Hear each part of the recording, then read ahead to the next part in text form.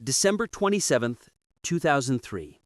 A cold Florida morning, the kind that settles quietly over the pines, when 8 Boy Scouts and 2 counselors arrived at the entrance of Boy Scout Cave.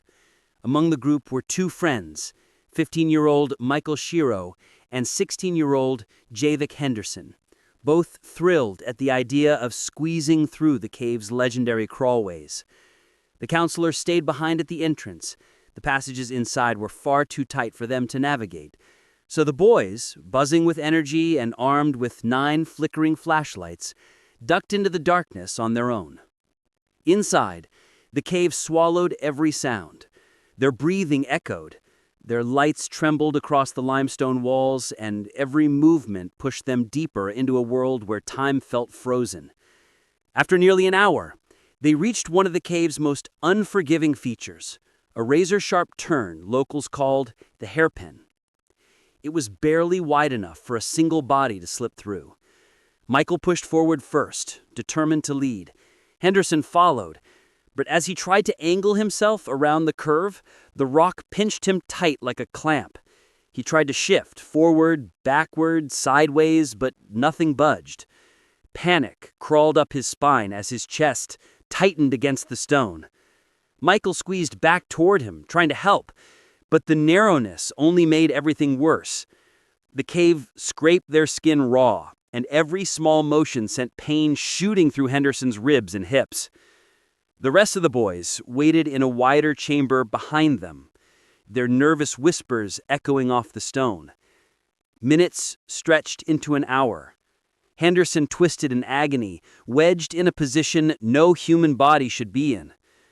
Then things took an even darker turn. Michael, exhausted, shaking from the cold and stress, suddenly slumped forward and stopped responding. Henderson called his name again and again. Nothing. The boys panicked. Too afraid to move toward the tight passage themselves, they turned and scrambled back toward the entrance. By the time they burst out into the daylight, breathless and pale, the counselors finally understood something was terribly wrong. They immediately called 911. Rescue teams arrived fast.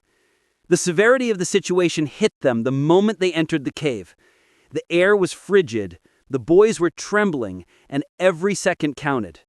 Hypothermia and oxygen depletion were real threats. When the rescuers reached the Hairpin, the sight was grim. Henderson was still conscious, but barely. His skin was cold and slick with sweat. Just ahead of him, Michael lay limp in the dark, his pulse faint. The crew started chiseling at the limestone to widen the passage.